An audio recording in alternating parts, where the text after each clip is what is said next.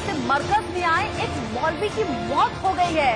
ये इस वक्त का बहुत बड़ा अपडेट है। और साथ ही साथ कर्नाटक में 91 लोगों में कोरोना संक्रमण की पुष्टि हुई है। कोरोना से मरकज में आए एक मौलवी की मौत हो गई है। ये ताजा अपडेट फिलहाल मिल रहा है। आप समझिए 1500 से 1700 की संख्या में जहां पर लोग इकट्ठा हुए, मरकज में लोग दूर दूर से पहुंचे हुए थे। इंडोनेशिया के 800 मौलवियों पर भी एक्शन लेने की तैयारी गृह मंत्रालय कर रहा है। और इस बीच ताजा अपडेट ये कि कोरोना से मरकज में आए एक मौलवी की जान चली गई है।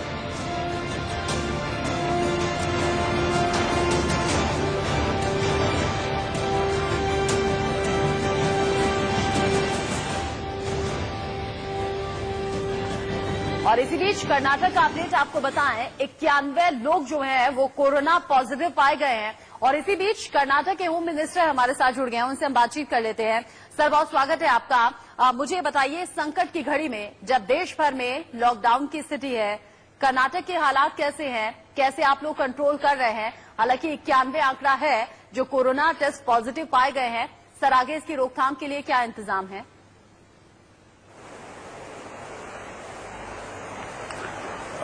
जैसे बाकी देश में जो क्लैम्प डाउन है, काफी हम उसको कंट्रोल कर चुके हैं। और पिछले 3-4 दिन से तो पूरा क्लोज डाउन बन गया है। सिर्फ सब्जी और कुछ खरीदने के लिए लोग बाहर आते हैं 2-3 घंटे के लिए, लेकिन बाकी 20 घंटा तो पूरा क्लैम्प डाउन है इधर। और माइग्रेशन लेबर का भी काफी जो मूवमेंट था वो भी अभी बहुत कम हो गया है। टोटल सिचुएशन बहुत अंडर कंट्रोल में है। ये रही कि जो आंकड़ा जो दिख रहा है उसको आगे ना जाए, इसके लिए बहुत भरपूर कोशिश है हमारा हेल्थ डिपार्टमेंट का। और खास करके जो टेस्टिंग कर रहे हैं उसका तुरंत फॉलोअप कर रहे हैं, उसको हॉस्पिटलाइज कर रहे हैं, आइसोलेशन कर रहे हैं। और जिसके ऊपर जो शक है उनका तो पूरा क्वारंटाइन हमने कर चुका है। और खास करके अब्रॉड से जो आया है उनका क्वारंटाइन अभी मेरा ख्याल से 3-4 दिन में खत्म हो जाएगा। उसका दिन में 3 बार उसका ख्याल रखे हैं, उसका मूवमेंट भी ख्याल रख रहे हैं। और उनका हेल्थ भी चेकअप दिन में 1 बार हम कर रहे हैं।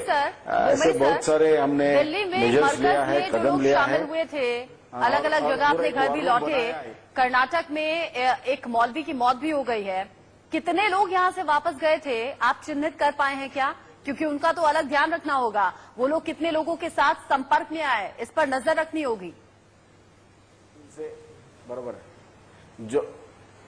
जो निजामुद्दीन से जो आए हैं कर्नाटक में, उसका पूरा हमने लिस्ट बनाया है। 3-4 जिले में है और उनका पूरा चेकअप कर रहे हैं और क्वारंटाइन भी कर रहे हैं।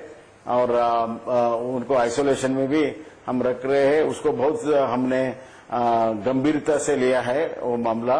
और उसका आखिरी जो कांटेक्ट है उस तक हम जाने का पूरा प्लान बना के रखे हैं।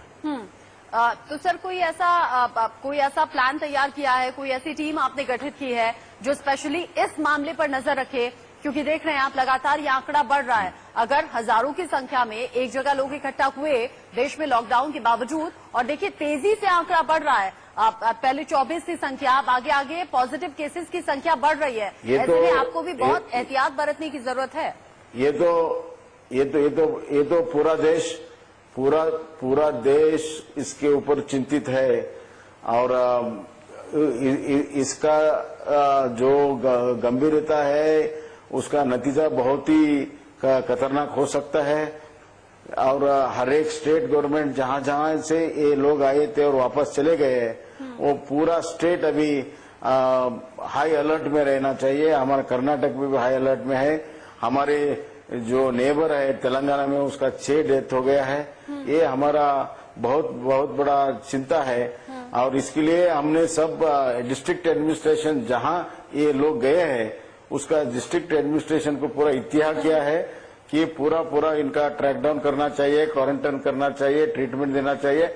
और थोड़ा भी आपको शक है तो उसको पूरा आइसोलेशन में लगाना चाहिए। लेकिन बुम्बई सर, जब घर लौट गए, जिन लोगों के संपर्क में आए वो तो आप चिन्हित कर लेंगे, लेकिन बहुत ज्यादा चैलेंजिंग आपके लिए होगा ट्रेन से आए थे, बस से आए थे, अपनी गाड़ी से आए थे, क्या साधन लेकर आप घर तक लौटे, वहां कितने लोगों के संपर्क में आए, ये कैसे जानेंगे सर?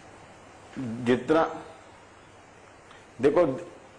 देखो दिल्ली से उनका गांव जाने तक जो ट्रैवल हिस्ट्री है पूरा निकल रहे हैं। हाँ। और खास करके हमारा कर्नाटक बॉर्डर एंट्री होने के बाद कौन सा बस पकड़ा है, कौन सा ट्रेन पकड़ा है, कहां से निकला, कहां गए, वो उसका पूरा हिस्ट्री निकाल के उसका भी ट्रैकिंग डाउन हम कर रहे हैं और क्वारंटाइन भी करेंगे। और सर ये जो अभी ये तो बहुत बड़ी मामला हो गया है। हाँ। स्टेट गवर्नमेंट के लिए ये एडिशनल बर्डन हो गया है। स्टेट गवर्नमेंट के लिए बहुत बड़ा ये एडिशनल, जो पहले ही हमारे यहाँ 91 प्लस है, पॉजिटिव है, उसमें ही ये अभी एडिशनल बर्डन हमको हो गया है। लेकिन हमारा एडमिनिस्ट्रेशन पूरा तैयार है इसके लिए, और हमारा चीफ सेक्रेटरी, हमारा डीजीपी, हाँ। सब ऑफिसर्स इसके पीछे लगे हैं। काफी ज्यादा चैलेंजिंग है, ये समझ सकते हैं आप ही लोगों के लिए ज्यादा चैलेंजिंग है। कैसे इम्प्लीमेंट करना है लॉकडाउन का, नियमों का पालन लोग करें, इसे सुनिश्चित करना आप लोगों का काम है। मैं समझ सकती हूँ कि दिक्कतें आ रही होंगी। सर जो अभी ताजा अपडेट जो आया है एक मौलवी की मौत का, क्या कोई पहले से डिजीज थी, पहले से कोई बीमारी थी, या ये कंफर्म है कि कोरोना की वजह से मौत हुई है? मैं अभी तो खबर आ गया है, पूरा उसका इंक्वायरी करने के लिए बोला है। रिपोर्ट आने के बाद तुरंत कोरोना रहे तो बहुत सीरियसली उसका हम जांच भी करेंगे, और आगे जो भी कदम उठाना है, जो प्रिवेंट करना है आगे, उसके लिए भी हम कदम उठाएंगे। सर आप शुरुआत में देखो हमारे यहाँ एक वार रूम बनाया है हमने। हाँ। एक वार रूम बनाया हमने। हर एक जो भी शख्स उसके ऊपर जो शंका है उसका पूरा मूवमेंट हम वॉच करते हैं। उसका आना जाना, किससे मिलना, वो मोबाइल के टावर से पूरा वॉच करके ट्रैकिंग डाउन हम कर रहे हैं।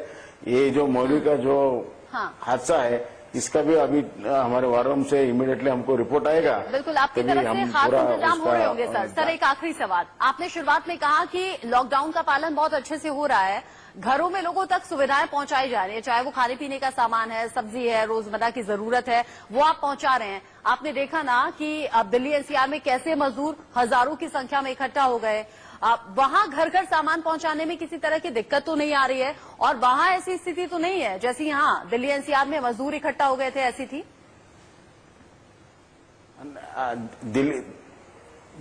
दिल्ली जैसा तो स्थिति नहीं है, क्योंकि हम यहाँ बेंगलुरु में ऐसे 200 जो ये मैरिज हॉल्स है ना, उसका पूरा ये जो लेबर है उसके लिए खाना पीना रहने का इंतजाम कर दिया है।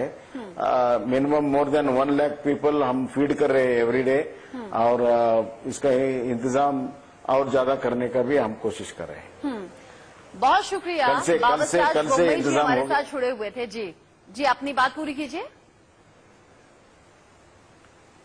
Thank you. नहीं, हम ये तो बहुत बड़ा चैलेंज है देश के लिए और हमारे लिए, और हर एक नागरिक कोरोना वॉरियर बनना चाहिए। ऐसे नहीं कि सिर्फ गवर्नमेंट का, पुलिस का और हेल्थ का काम है। हर एक इस देश का जो भी नागरिक है, सिटीजन है, वॉरियर बनना चाहिए। और ये जो इनविजिबल हमारा जो दुश्मन है, जो नहीं दिखता है, उसको खत्म करने के लिए हम सब लोग इकट्ठा होके घर में रह के हमारा जो डायरेक्शंस है सेंट्रल गवर्नमेंट और स्टेट गवर्नमेंट का पालन करने से बहुत ये अच्छी बात हमारा आपने पीढ़ी कही, और इसी अच्छी बात के नोट के आधार पर ही मैं शुक्रिया करना चाहूंगा। आप और आपके चैलेंजेस को भी बहुत अच्छे से समझते हैं।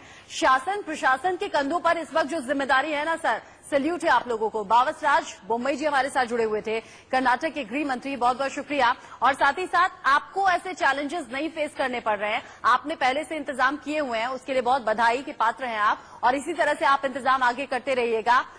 आपने सही कहा, अदृश्य दुश्मन है, इससे लड़ना है, इसे हराना है, अपने घरों में सुरक्षित रहकर। एक ब्रेक।